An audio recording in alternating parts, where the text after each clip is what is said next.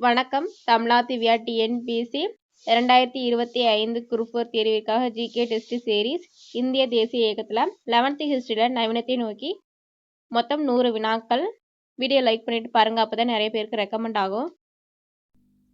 இந்த வீடியோ நீங்கள் கடைசி நேர திருப்புதலுக்கு கூட யூஸ் பண்ணிக்கலாம், அல்லது ஒரு டெஸ்ட்டுக்கு கூட நீங்கள் யூஸ் பண்ணிக்கலாம். 10th இல்லாத எக்ஸ்ட்ரா கண்டென்ட் மட்டும் தான் இந்த 11th உள்ள நவீனத்தை நோக்கிலிருந்து கொஸ்டின் எடுத்திருக்கேன். ஃபர்ஸ்ட் கொஸ்டின், ஆங்கிலேய செல்வாக்கின் தாக்கத்திற்கு ஆட்பட்ட முதல் மாகாணம் எது? ஆங்கிலேய செல்வாக்கின் தாக்கத்திற்கு ஆட்பட்ட முதல் மாகாணம் வங்காளம். இரண்டாவது வினா, வேதங்களில் தவறு இருக்க முடியாது எனும் கருத்தை புறக்கணித்தவர் யார்? வேதங்களில் தவறு இருக்க முடியாது எனும் கருத்தை புறக்கணித்தவர் யார்? சரியான விடை ராஜாராம் மோகன் ராய். ராஜா எப்பவுமே தவறு செய்ய மாட்டாரு. ஷார்ட்கட்டு. மூன்றாவது வினா, மதம் சார்ந்த சிந்தனைகள் மாற்றப்பட முடியாத என்பதை மறுத்தவர் யார்? மதம் சார்ந்த சிந்தனைகள் மாற்றப்பட முடியாது என்பதை மறுத்தவர் யார்? சர் சையது அகமது கான். மதம் சார்ந்த சிந்தனைகள் மாற்றப்பட முடியாது. மா அப்படின்னு வந்தாவே இது ஒரு முஸ்லீம், நீங்கள் முஸ்லீம் தான். முஸ்லீம் தலைவர்னு பார்த்தோம்னா சர் சையத் அகமது கான். நான்காவது வினா, எங்களுடைய நிலை அனைத்து மதங்களிலும் உண்மைகள் இருந்தாக வேண்டும் என்பதல்ல, ஆனால் உலகத்தில் நிறுவப்பட்ட அனைத்து மதங்களும் உண்மையானவை என கூறியவர் யார்? எங்களுடைய நிலை அனைத்து மதங்களிலும் உண்மைகள் இருந்தாக வேண்டும் என்பதல்ல, ஆனால் உலகத்தில் நிறுவப்பட்ட அனைத்து மதங்களும் உண்மையானவை என கூறியவர் கேசப் சந்திர சேகர். அனைத்து மதங்களும் உண்மைகள் அப்படிங்கிற ஒரு வார்த்தை வந்தோன்னா கேசப் சந்திரசன். ஷார்ட்கட்னு பார்த்தோம்னா கேசடி உண்மையாகவே இனிப்பாக தான் இருக்கும்னு நீங்கள் வச்சுக்கலாம். ஐந்தாவது வினா, எங்கும் நிறைந்துள்ள கண்டறிய முடியாத மாற்ற முடியாத இவ்வுலகத்தை உருவாக்கி பாதுகாக்கும் சக்தியை வணங்கி வழிபடுவதில் எந்த சமாஜம் உறுதியாக இருந்தது?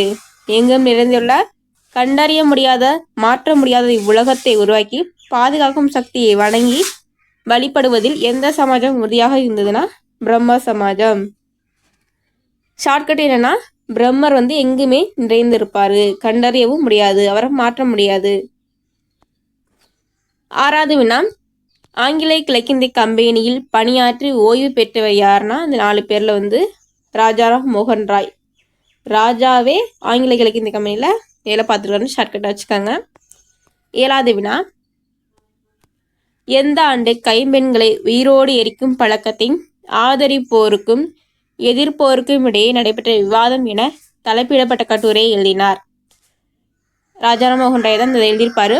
எந்த ஆண்டு கைம்பெண்களை உயிரோடு எரிக்கும் பழக்கத்தை ஆதரிப்போருக்கும் எதிர்ப்போருக்கும் இடையே நடைபெற்ற விவாதம் என தலைப்பிடப்பட்ட கட்டுரையை ராஜாராம் மோகன் ராய் எழுதினார்னா 1818.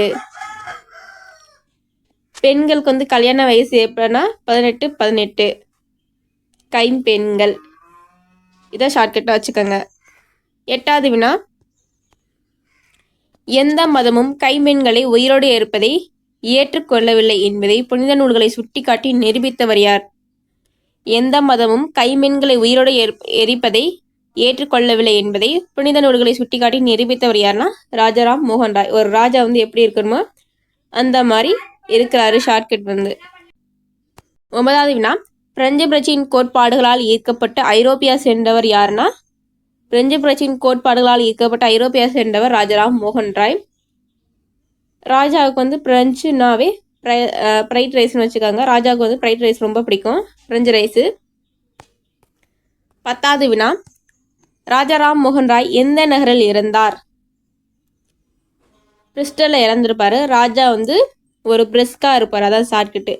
ராஜாராம் மோகன் ராய் எந்த நகரில் இறந்தார்னா பிரிஸ்டலில் இறந்திருப்பாரு. 11வது வினா, பிரம்மா சமாஜத்தை 1857 முதல் இவ்வியக்கத்தை முன்னிட்டு சென்றவர் யாருன்னு கேட்பாங்க. முன்னெடுத்து சென்றவர் யார்?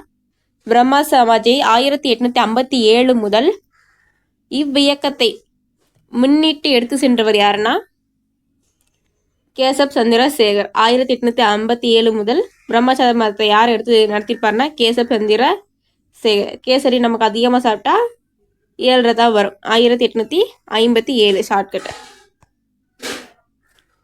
12 1865 பிரம்மா சமாஜம் எத்தனை கிளைகளை பெற்றிருந்தது? பிரம்மா சமாஜம் கரெக்டாக 54 கிளைகளை பெற்றிருந்தது. பிரம்மா சமாஜம் 1865 ஆரஞ்சு பழத்தை ஆரஞ்சு ஷார்ட்கட் என்னன்னா ஆரஞ்சு 5ல் முடியும். 5 4 சைஸாக போடுறாங்க. மொத்தம் 54 இல்லைன்னா 4 5 6ன்னு வச்சுக்கலாம் ஷார்ட்கட். வங்காளம் மற்றும் வடமேற்கு மாகாணம், பஞ்சாப், தமிழ்நாடு ஆகிய பகுதியில்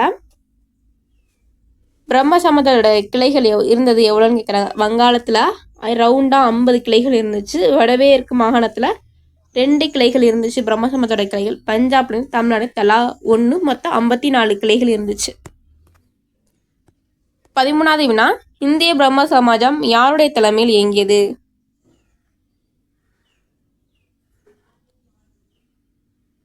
தேவேந்திரநாத் தாகூர் தலைமையில் இந்திய பிரம்ம சமாஜம் இயங்கியிருக்கும்.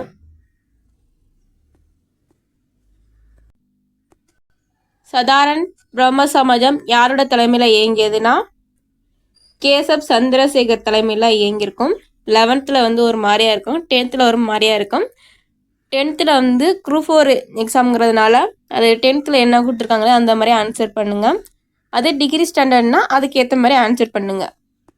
15வது வினா, தமிழ்நாட்டில் பிரம்ம சமாஜத்தின் ஆதரவாளராக இருந்தவர் யாருன்னா தமிழ்நாட்டில் பிரம்ம சமாஜத்தின் ஆதரவாளராக இருந்தவர் சைதை காசி விஸ்வநாத முதலியார். அந்த பிரம்மருக்கு யார் ஆதரவாக இருந்திருப்பாங்க தமிழ்நாட்டில்னா காசி விஸ்வநாத முதலியார். ஒரு முதலாளி கூட ஆதரவாக இருந்திருக்காங்க பிரம்மருக்கு. 16வது வினா, பிரம்ம சமாஜத்தின் கருத்துக்களை விளக்க பிரம்ம சமாஜம் நாடகம் எனும் தலைப்பில் ஒரு நாடகத்தை எழுதியவர் யாருன்னா சைதை காசி விஸ்வநாத முதலியார். பிரம்மருக்கு ஒரு நாடகம் போட்டவர் யாருன்னா இந்த மாதிரி நாடகம் போட்டால் அவருக்கு காசு நிறைய கிடைக்கும். சைதை காசி விஸ்வநாத முதலியார். 17வது வினா, கைம்பெண் மறுமணத்திற்கு ஆதரவாக ஒரு ஆய்வு கட்டுரை எழுதியவர் யார்? கைம்பெண் மறுமணத்திற்கு ஆதரவாக ஒரு ஆய்வு கட்டுரையை எழுதியவர், நம்ம கொஸ்டின்ல நல்லா பார்க்கணும், நிறைய பேர் எழுதியிருப்பாங்க. இது ஒரு ஆய்வு கட்டுரை எழுதியவர் யாருன்னா சைதை காசி விஸ்வநாத முதலியார். ஒரு கைம்பெண் மறுமணத்திற்கு ஆய்வு கட்டுரை எழுதியவர் யாருன்னா ஆய்வு கட்டுரை எழுதி காசு வாங்கியிருப்பார் சைதை காசி விஸ்வநாத முதலியார். 18வது வினா, தத்துவ போதினி எனும் தமிழ் இதழ் தொடங்கப்பட்ட ஆண்டு 1864. இதுக்கு ஷார்ட்கட் என்னன்னா தத்துவ 1 2 3 4 இருக்கும். அப்போ 4 ஆன்சர் முடியும். தத்துவ போதினி 1864 தொடங்கியிருப்பாங்க. அது ஒரு தமிழ் இதழ். 19வது வினா, எந்த சமாஜம் வங்காள சமூகத்தின் வைதிக பிரிவினர் மற்றும் இந்து தர்ம சபை போன்ற அமைப்புகள்கிட்ட இருந்து எதிர்ப்பை சந்தித்தது?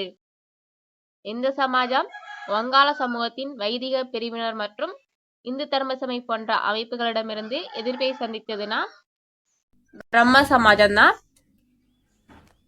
20வது வினா, பிரம்ம சமாஜத்தின் கிளை அமைப்பு எதுனா பிரம்ம சமாஜத்தின் கிளை அமைப்பு பிரார்த்தனை சமாஜம்.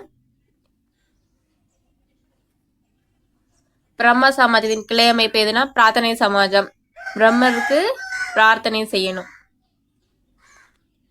21வது வினா, எம்.ஜி. ரானடே, ஆர்.ஜி. பண்டார்கர், கே.டி. தெலங் எந்த அமைப்பின் உறுப்பினர்கள்? எம்.ஜி. ரானடே, ஆர்.ஜி. பண்டார்கர், கே.டி. தெலங் எந்த அமைப்பின் உறுப்பினர்கள்னா பிரார்த்தனை சமாஜத்தோட உறுப்பினர்கள். அதாவது எம்ஜிஆர், ஆர்.ஜி. பண்டார்கர் ஒரு பண்டாரம், தெலுங்கு பேசுகிறவங்க, இவங்கெல்லாம் எப்படி முன்னேறி வந்தாங்கன்னா பிரார்த்தனை செய்தது மூலம், ஆத்மாக பிரார்த்தனை செஞ்சது மூலம். பிரார்த்தனை சமாஜத்தை நிறுவியவர் யாருன்னா ஆத்மாராம் பாண்டுரங்கன். 22வது வினா, கடைநிலையில் உள்ள பெண்கள், தொழிலாளர் ஆகியோருக்கு கல்வி வழங்குவதன் மூலம் தனது பணியை தொடர்ந்த அமைப்பு எது? கடைநிலையில் உள்ள பெண்கள், தொழிலாளர் ஆகியோருக்கு கல்வி வழங்குவதன் மூலம் தனது பணியை தொடர்ந்து அமைப்பு எதுனா பிரார்த்தனை சமாஜம். கடைநிலை வரை பிரார்த்தனை செய்யணும். 23வது வினா, பிரார்த்தனை சமாஜம் எதற்கு கவனம் செலுத்தியது?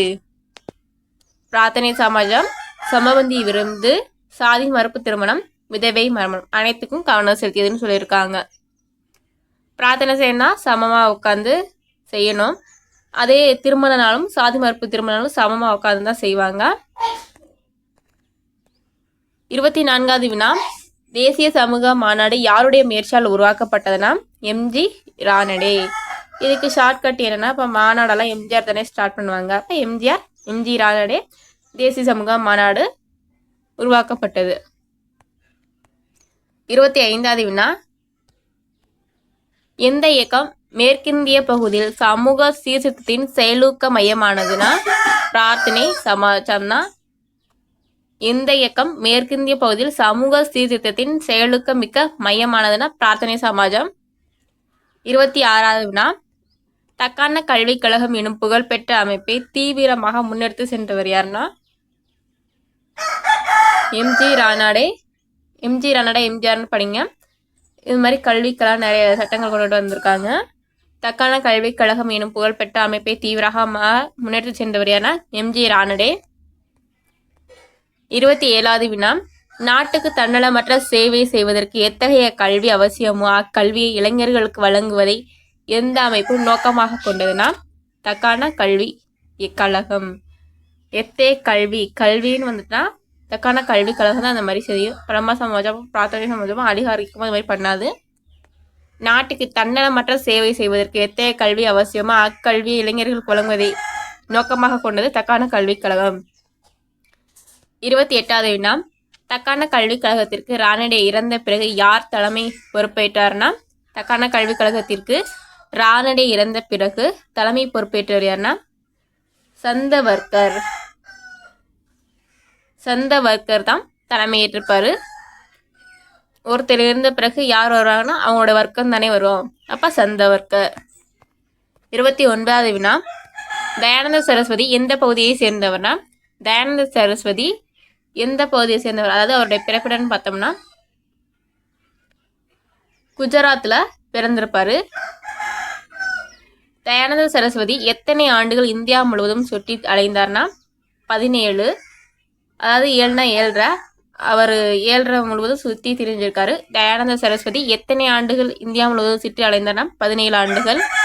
31வது வினா, தயானந்த சரஸ்வதி பிரம்ம சமாஜ உறுப்பினர்களை கல்கத்தாவில் எந்த ஆண்டு சந்தித்தார்னா 1872 சந்தித்திருப்பாரு. பிரம்ம சமாஜ உறுப்பினர்கள் சரஸ்வதி எப்போ சந்திச்சாங்கன்னா 1872 கல்கத்தாவில் சந்திச்சிருப்பாங்க.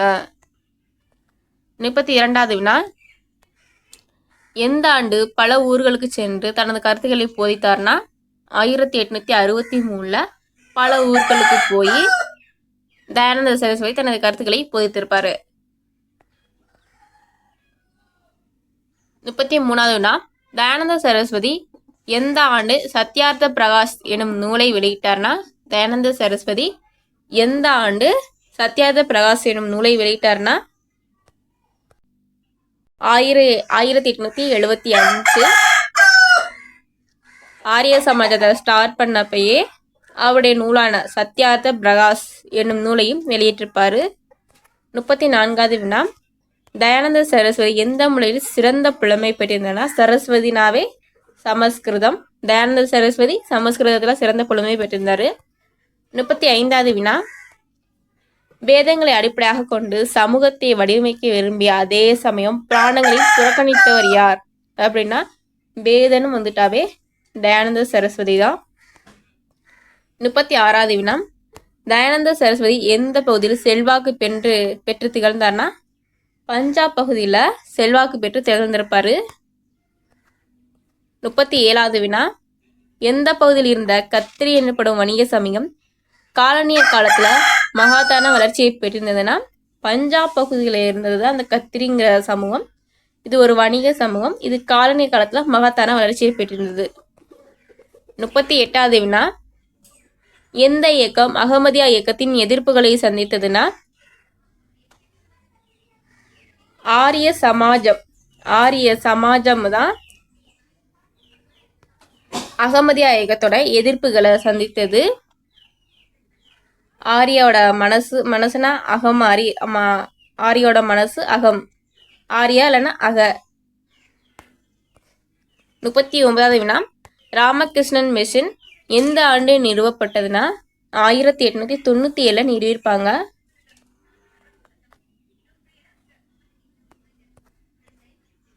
40வது வினா,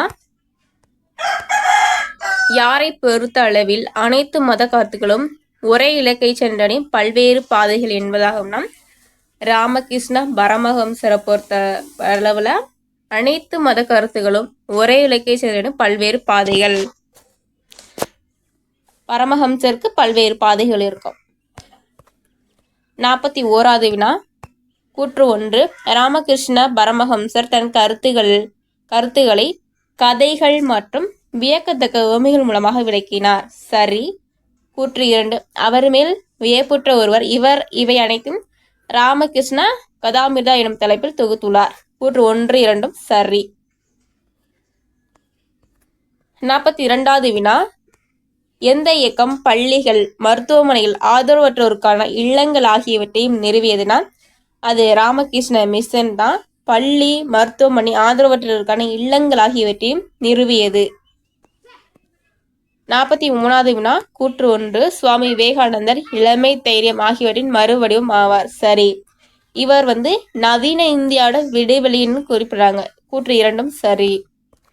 44வது வினா, தனது ஆளுமை திறனால் வெளிநாடுகளில் இந்தியாவின் நாகரிகத்திற்கும் அதனுடைய புதிதாக பிறப்பெடுத்துள்ள தேசம் எனும் உரிமை கோரிக்கைக்கும் கண்கூடான அங்கீகாரத்தை பெற்றுத்தந்த முதல் இந்தியர் சுவாமி விவேகானந்தர் என்று யார் குறிப்பிட்டார்னா வேலண்டைன் சிரோல் சொல்லியிருப்பார். அதாவது வேலண்டைன்ஸ் டேல இது மாதிரி அழகா சொல்லியிருப்பாங்க. ஆளுமை திறனால் வெளிநாடுகளை எப்படி இந்த மாதிரி ப்ரப்போஸ் பண்ணாங்க அது மாதிரி சொல்றாங்க. இது ஒரு ஷார்ட்கட்.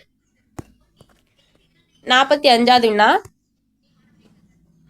பிளாவர்ச்சி அம்மையார், கர்னல் ஆல்காட் ஆகியோர் இந்தியா வந்தடைந்த ஆண்டு. பிளாவர்ச்சி அம்மையார், கர்னல் ரிச்சர்ட் ஆல்காட் ஆகியோர் இந்தியா வந்தடைந்த ஆண்டு 1879. பிளாவர்ச்சி அம்மையார், கர்னல் ரிச்சர்ட் ஆல்காட் 2 பேரும் இந்தியா வந்தடைந்த ஆண்டு 1879. 7, 9 8 7 9 ஷார்ட்கட்டு. இவங்க வரும்போதே 8 7 9 சொல்லிட்டு வந்திருப்பாங்க. 46வது வினா, அன்னி பெசன்ட் இந்தியாவிற்கு வந்த ஆண்டு எப்படின்னா 1893 வந்திருப்பாங்க. உலக சிகாகோ மாநாடு 1893 நடைபெற்றிருக்கும். அப்போ அன்னி பெசன்ட்டும் இந்தியாவிற்கு வந்த ஆண்டு தான் அதே 1893. 47வது வினா, எந்த அமைப்பு இந்தியாவில் பௌத்தம் மீண்டும் உயிர் பெற்றதில் முக்கிய பங்கு வகித்ததுன்னா அது பிரம்ம ஞான சபை. ஞானம் வந்ததுனால தான் அது பௌத்தம் மீண்டும் உயிர் பெற்றதுன்னு ஷார்ட்கட் வச்சுக்காங்க. எந்த அமைப்பு இந்தியாவில் பௌத்தம் மீண்டும் உயிர் பெற்றதில் முக்கிய பங்கு வகித்ததுன்னா பிரம்ம ஞான சபை. 48வது வினா, அனகரிகா தர்மபாலா, ஆச்சாரியா சுமங்கலா உட்பட பல பௌத்த பிச்சுகளை இலங்கையில் சந்தித்தவர் யாருன்னா அயோத்திதாசர். எல்லாமே பேரை பாருங்க. அனகரிகா, தர்மபாலா, ஆச்சாரியா சுமங்கலா எல்லாமே ஆள வர்றதுனால அயோத்திதாசர் ஷார்ட்கட்டு. 49வது வினா, சத்யசோதக் சமாஜம் எந்த ஆண்டு நிறுவப்பட்டதுன்னா 1873 நிறுவியிருப்பாங்க. சத்யா 1 2 3 சோதக் 3 எழுத்து. அப்போ 1873 3 முடியும். இதான் ஷார்ட்கட். 50வது வினா, ஜோதிபா பூலே எந்த சமூகத்தை சேர்ந்தவர்னா மாலி சமூகத்தை சேர்ந்தவர், தோட்ட வேலை செய்வர். இது ரெண்டுமே ஒரே அர்த்தத்தை குறிக்கக்கூடியது. நன்றி, வணக்கம். தமிழா திவ்யா டிஎன்பிஎஸ்சி. அடுத்த பாடல 50 வினாக்கள் பார்க்கலாம். நன்றி.